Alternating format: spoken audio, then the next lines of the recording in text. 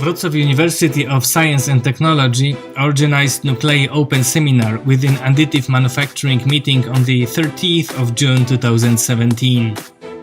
140 participants, including representatives of 40 industrial companies, 15 exhibitors and 18 speakers, including those from Germany and Italy, took part in the event. 28 guests of the event participated also in the special NUCLEI Open Seminar on Innovative Technologies in Industry.